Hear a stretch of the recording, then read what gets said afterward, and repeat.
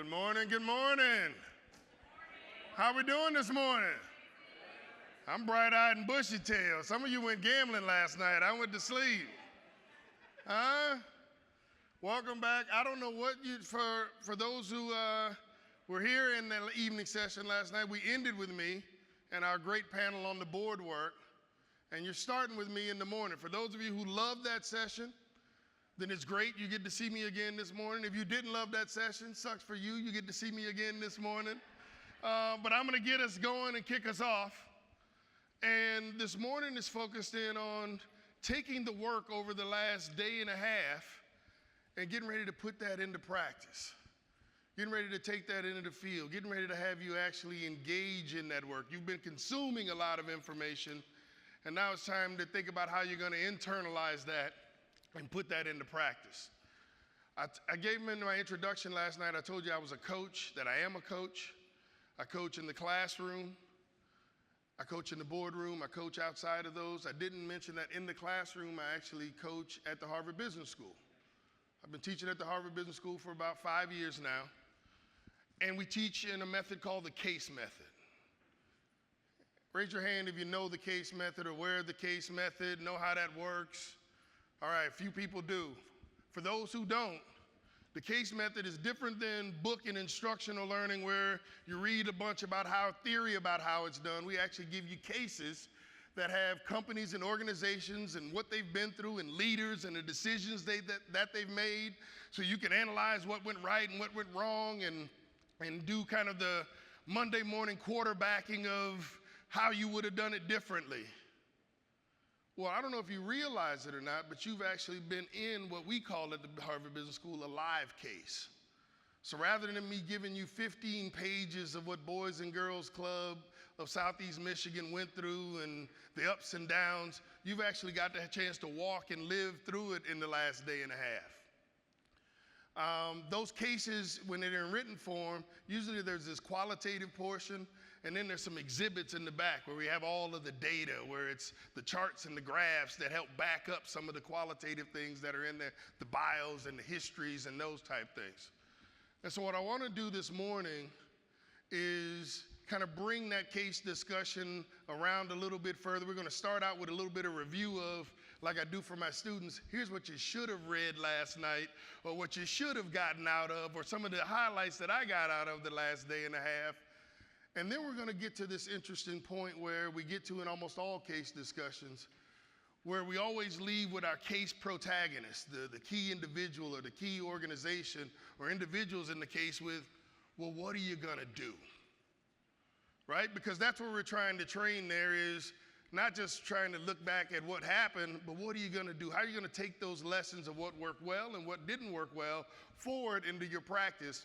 And we're going to get there in about 30 minutes after we go through some live exhibit piece as well on what are you going to do with that information? What decision would you make, or are you going to make as you go forward? But here's a little bit of a case review of where we've been over the last day and a half. We started out on Sunday evening with the vision and model. And I think the biggest piece of that, there's a little bit of what I call kind of these couple texts inside of the case that you don't pay much attention to. The fact that we were in the Pistons Center spoke to partnership across the organization and the partnerships that have been built.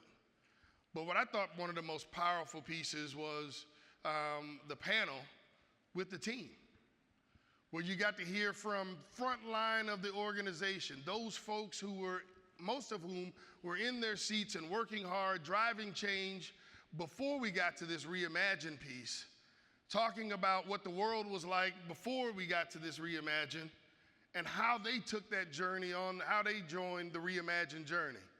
And if you'll remember, not everybody was on board. It wasn't, oh, here's the plan, everyone jumped on board and was excited. There was a little bit of show me in there. And this idea of these small wins. We talked about these big things like transformation. They wanted to have conversations about just transportation. Can I get a bus to get kids from point A to point B?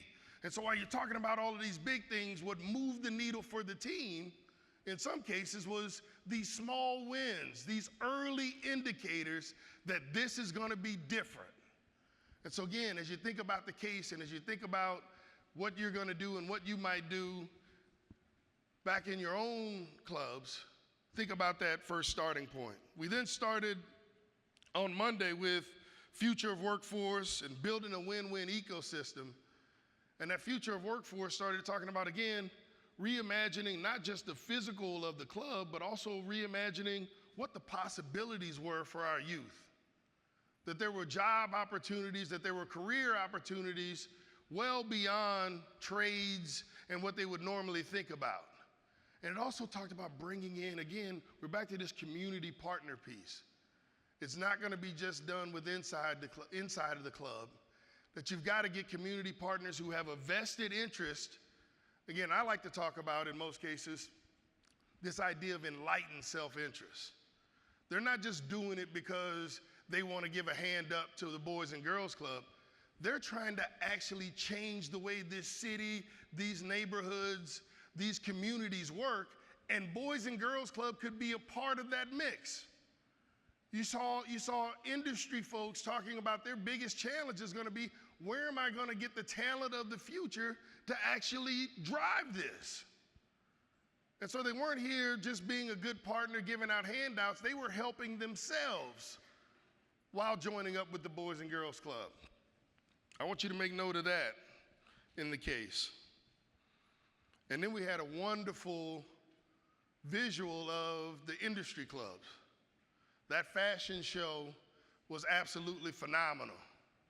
I don't think I could pull off some of that stuff, but it was absolutely fantastic. And then the mobility, the students who went off to Abu Dhabi and competed there. Again, using the industry clubs to think differently about what some of those career opportunities would be, some of them intrapreneurial, some of them entrepreneurial, but thinking differently about what that could look like. And again, there's something powerful. Again, we could talk about it, but when you get to see it live, that makes all of the difference. And then you got a chance to go on the club tours. And again, you had seen the video on night one if you were here on Sunday.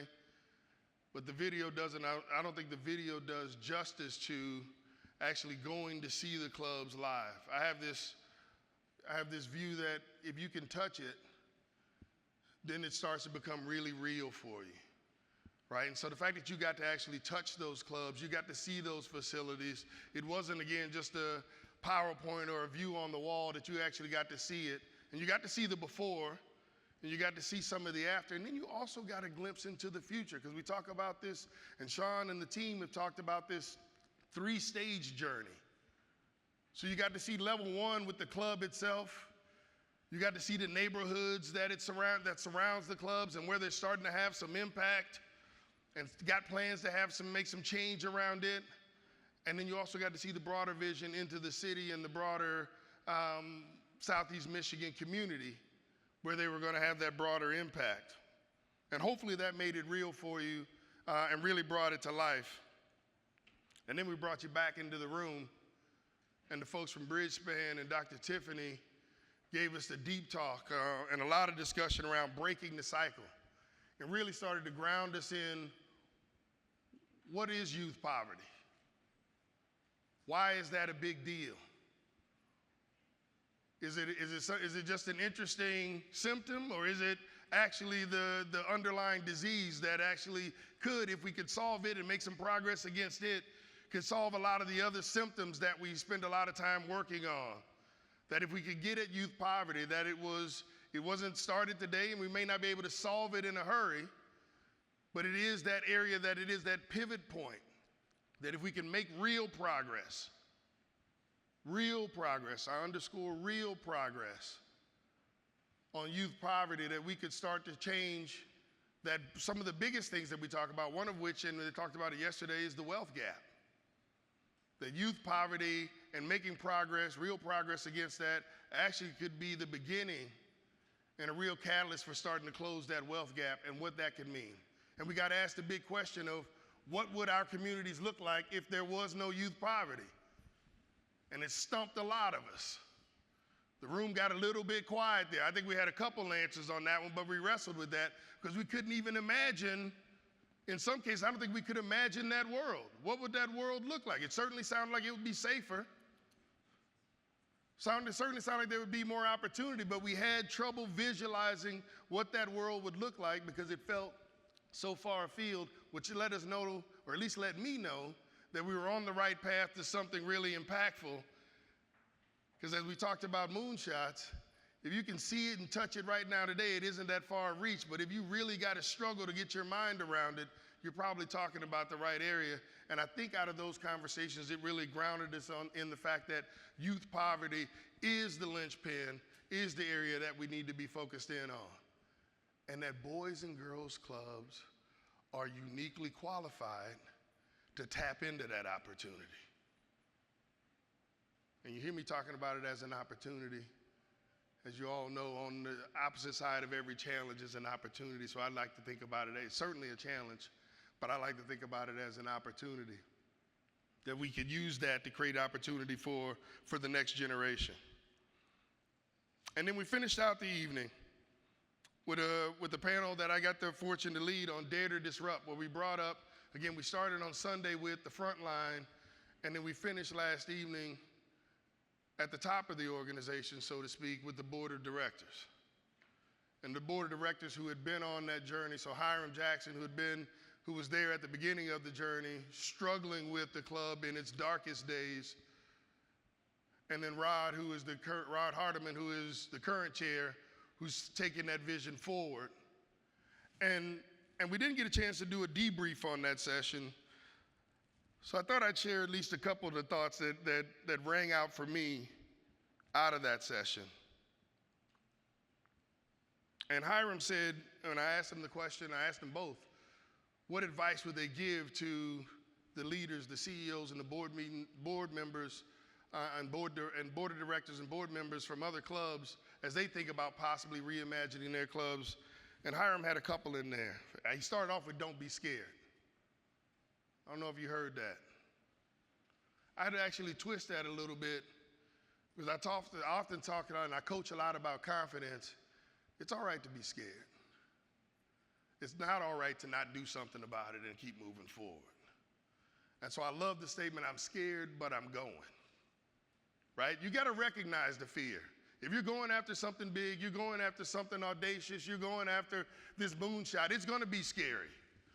It's okay to be scared. It's not okay to be scared into the position of not doing anything. He also said, do your homework. Talk to your stakeholders. He reinforced this idea of failing forward. Don't let the fact that you're going to have some losses, that you're going to take some losses. And I know Sean loves the statement of, we don't have losses, we have lessons. And there's a great Nelson Mandela quote. He said, I never lose. I either win or I learn. And I think that embodies the message that Sean gives with no losses, there are only lessons. But Hiram was telling us, don't worry about those early failures and be ready for, again, we're in an experimental phase. You are gonna have some failures. You're not trying hard enough or reaching or being creative enough if you don't have some failures. And he finished off with saying, remember the customer.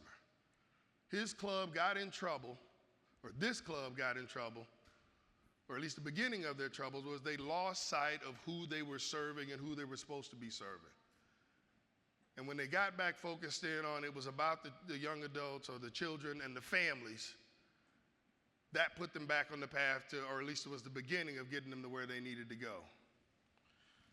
And then Rod, our current chair, picked up from there, and his advice was dare to dream.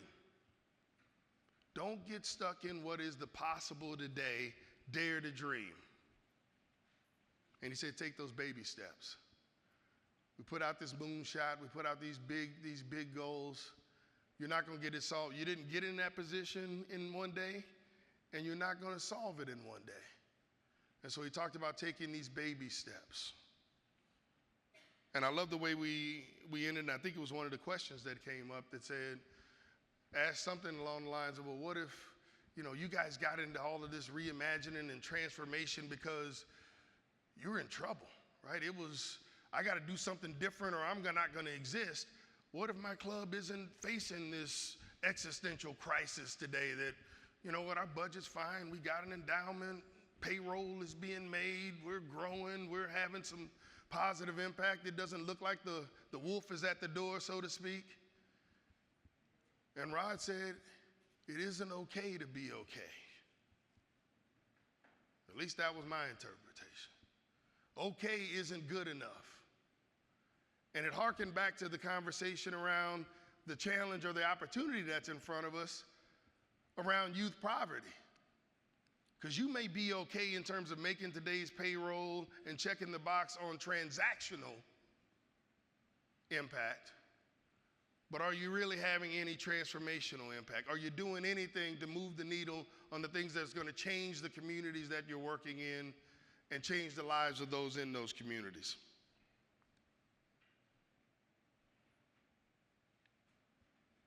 That's the journey that we've been on. That's the case study that you've been working through.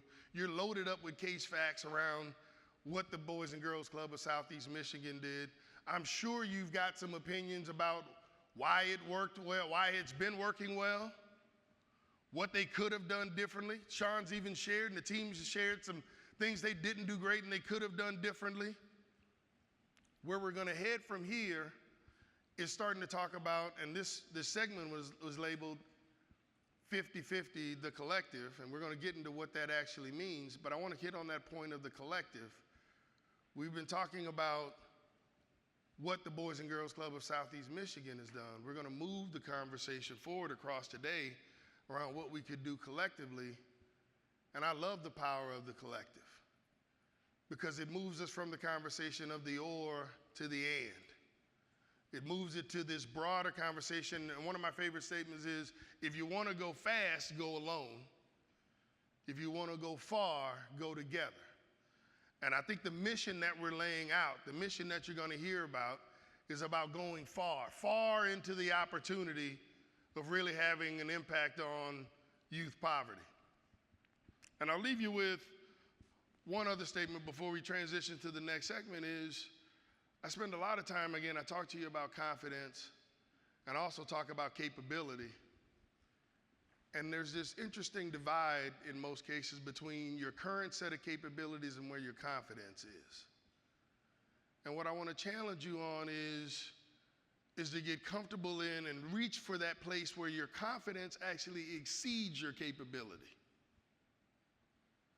Because that's the magical place where you start to stretch. That's the magical place where you start to get creative. That's the magical place where you start to call in on connections from other places and leverage other relationships and pull in capabilities from other folks to help you get there. And I often talk about, when I'm talking to individuals, this idea of the stretch school. And if you remember, I've got my youngest just headed off to college, so when you're applying to colleges, this idea of a stretch school, right? You got the schools that I've got the GPA and I've got the SAT score to get in and all my stats kind of fit there and it just kind of makes sense. And then you got this idea of the stretch school where you start applying and reaching to places that, I'm not quite sure if I'm good enough to get in. And if they made the mistake of letting me in, I'm not sure I can hang in there and actually deliver. Why do we lose that? Think about individually for you, but I also want you to think about for your club, where's your stretch school in there? Don't give them what you know you can deliver today. I want that stretch. I want the thing, I'm not sure if I can do it. If they let me in, I'm going to have to work nights and weekends and get a tutor and get some extra help and a study guide in order to stay in there. That's that space where you want to be in, where my confidence and my reach is well beyond my capability. Because that's where I'm going to stretch and I'm going to grow. With that, that's the qualitative case that we've been through, what I call usually in a paper case, those first 10 pages, where it's got all of the data and the history, and then we get to the exhibits. And we've got an exhibit for you. It's called the Impact of Poverty Walk. In the back of the room, there's set up a walk for you to walk through, look at the statistics, some of which you got a taste of yesterday in the presentation, but you'll get to see the statistics live there on youth poverty and the challenges that it creates and the opportunities that are there for us if we have impact on it. And so we've allocated 15 minutes for you to get up, actually get a little movement going, walk through the Impact of Poverty walk. Again, take your time. We're not in a rush. It'll take 15 minutes or so. Make notes. Take some paper with you to make notes. Because then we're going to get to the part of the classroom discussion. And unfortunately, I don't get to lead it. Kim's going to get to lead it, but I'd love to lead it. Like we do at the Harvard Business School of, now you're loaded up with all these facts.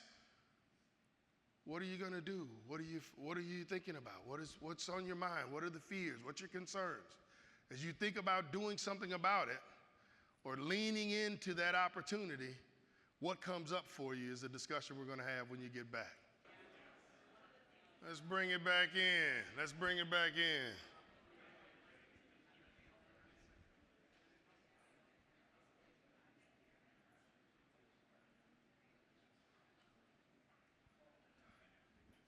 All right, you got to actually, usually students have got to comb through these exhibits, these boring, don't tell them that it's boring.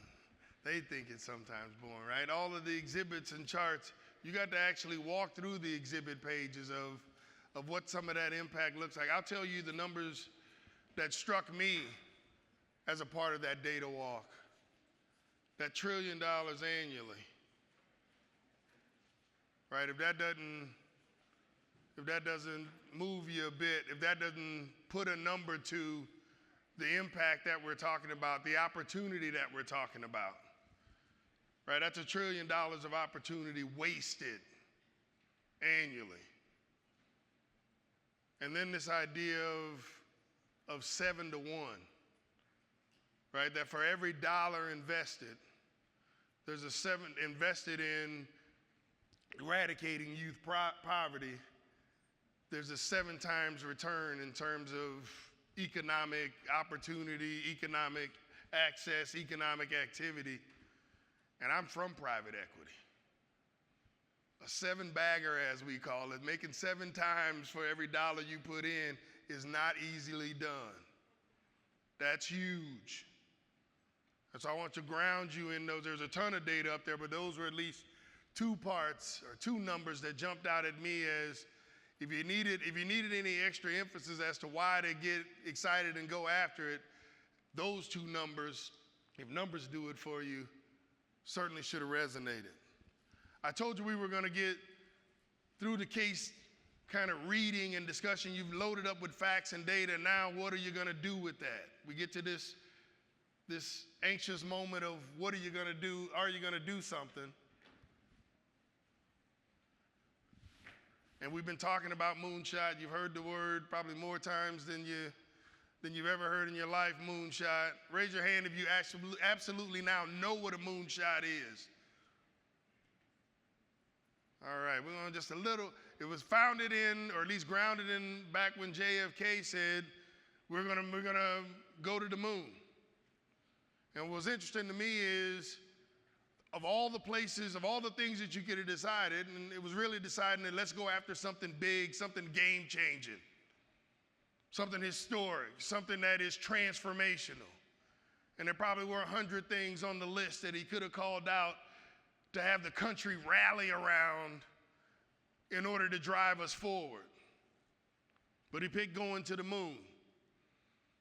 And as you can imagine, as the story is told, a lot of folks said there's no way we can do that. It was beyond even the contemplation of most folks. We didn't have the technology. We didn't have any of the underlying infrastructure. There was no, again, I talked about confidence and capability in that gap. There was a huge gap between his confidence to put that out there and the nation's capability in terms of how to deliver on it.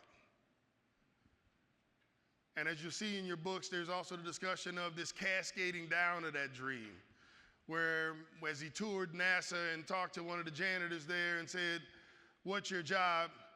"My job is to help us get to the moon." He realized that even even his small piece in that, keeping the facilities up to date and clean and ready so the engineers and all of the folks working on the big stuff didn't have to think about the things that he was covering, that it was a part of his mission. You heard that on night one, that we've got the entire team thinking about, and you need to have your entire teams thinking about, what's my little piece in that moonshot? But that moonshot is this big goal, this goal that if it doesn't make you nervous, if you don't have this little bit of doubt in the back of your mind that I'm not sure we can get there, I'm willing to start, I'm scared, but I'm going, that I talked about before, you ought to have that feeling.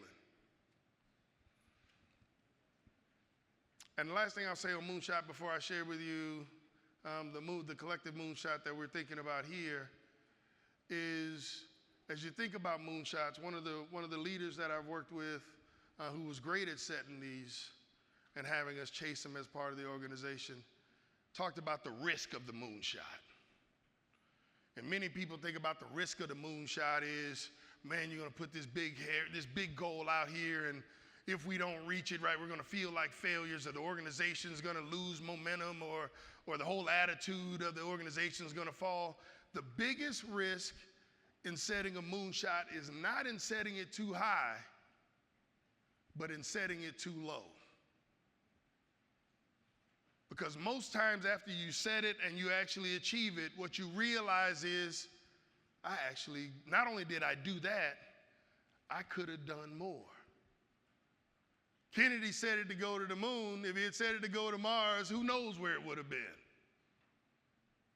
And so the biggest risk is not setting it too high. As you look at moonshots and as we lay out what we're talking about here, as you say, oh man, that feels too high, the bigger question is it high enough? Ought to be the second question that you ask yourself after you have the gasp of, I'm not sure.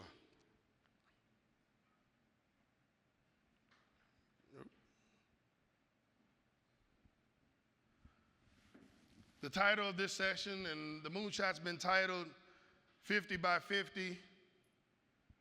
Can I get a little table drum roll when I tell you what the moonshot actually is? We're putting out there a collective goal. Keyword, _collective. Boys and Girls Club of Southeast Michigan can't get there on their own. I've already talked to you about their plans of having 50% plus in their community, but as a collective, can we reduce youth poverty by 50%?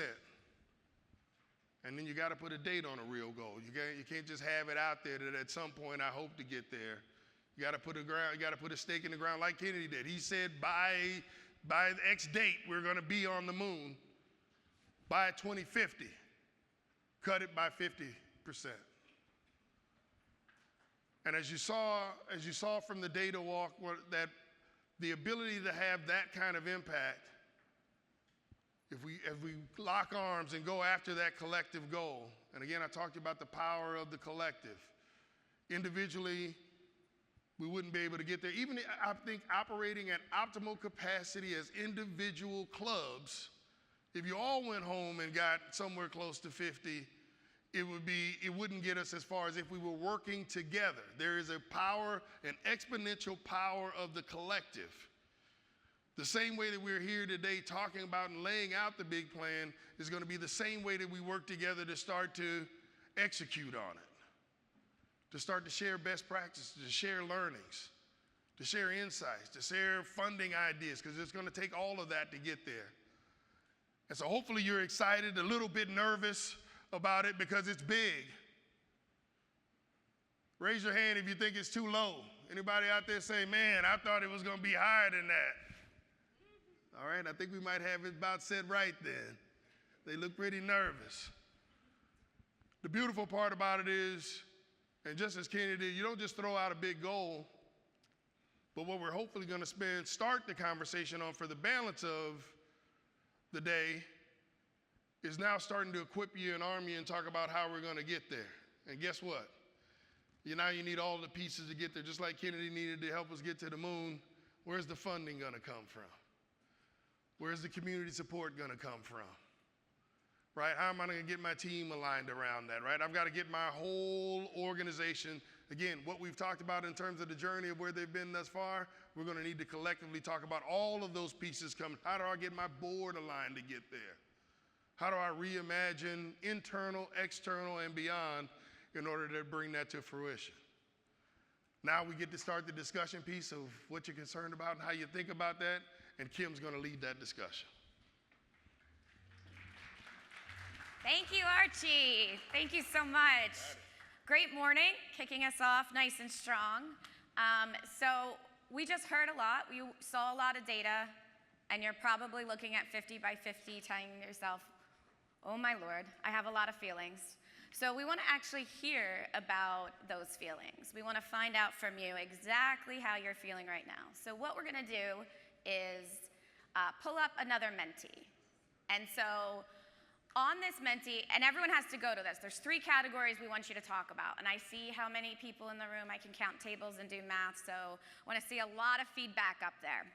And so what we want to hear from you is what excites you right now, what scares you right now, and do you think this moonshot is actually achievable?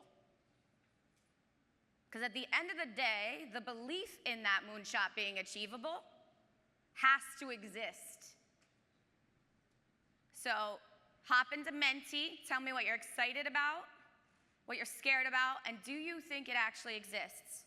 And in a few minutes, we're gonna take this QR code down and we're gonna talk about your responses. They're all anonymous in the system, don't worry.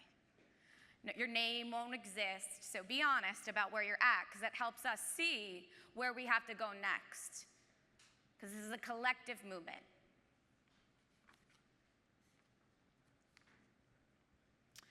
All right, so what do we have going on here?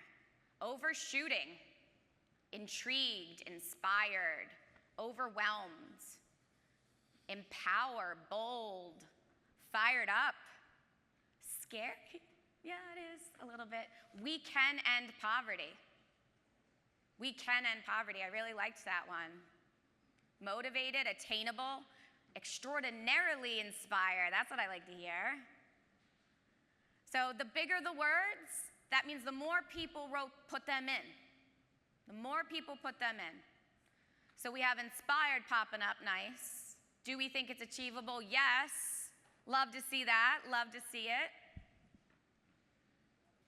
All right. Skeptical. Skeptical. So that showed up pretty big as well. So as we look at kind of your feelings, and thank you for participating, I really appreciate that. As you're looking at how you're feeling, we really want to make sure that you have an opportunity to talk about these feelings amongst your table, right? But we're going to move into next about what scares you. So what scares us about the moonshot? What scares us about the moonshot? So come back on in. Tell me what scares you about the moonshot.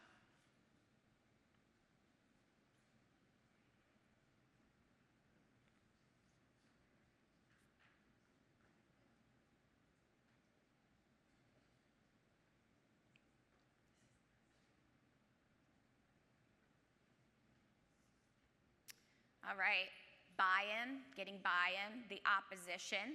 Some people said it's not scary. I love those people. You're my optimistic people that are like, we're gonna make this happen no matter what.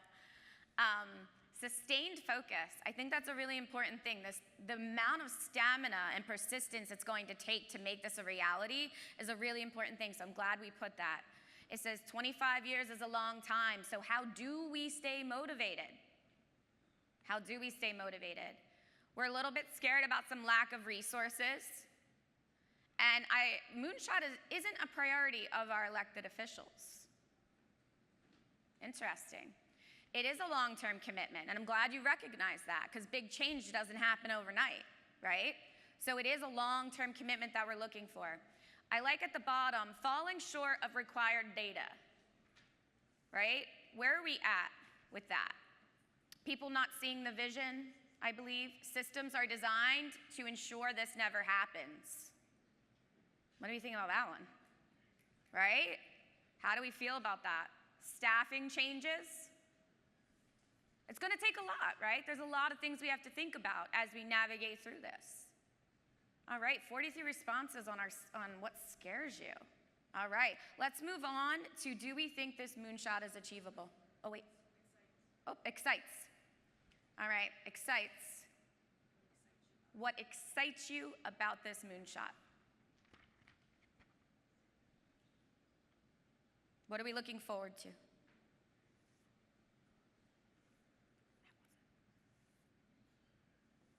It's a simple concept, the clarity around it. The youth served, it's visionary. Beautiful. The collective impact. It allows space to dream. Changing the world, eradicating poverty. I like this one, the audacity to even try, right? The audacity to even say this is something that we should go after, right? There's a light at the end of the tunnel. Finally, a collective plan. And the possibilities, if it could actually be achieved. Imagine, last night I was like, what would the world look like? What would your community look like if poverty didn't exist? And we were like dead silent. It was like crickets. This is what we're talking about, right? We're talking about the possibility that exists within this collective moonshot and how we can work together to make it a reality. Awesome. So finally, be honest, because we really need to have a gauge of where you think you fall. But do you think this moonshot is actually achievable? Now, I definitely know there's a lot of people in the room, so I expect at least everyone to be able to answer this one.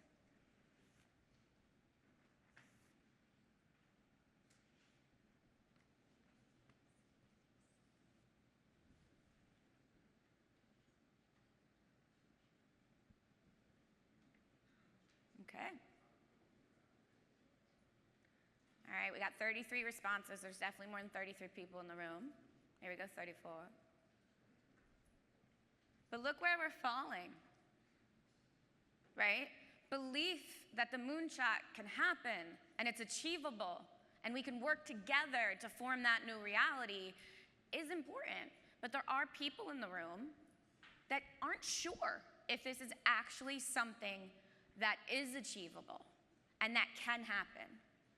So I want to give you a few moments to talk at your tables about this. What scares you? What could we do to overcome that? If you don't think it's possible, why? So I'm going to give you about 5 minutes to talk amongst yourselves at your table about what we just encountered. Do you think it's achievable? What excites you and what scares you? All right? Spend a few moments.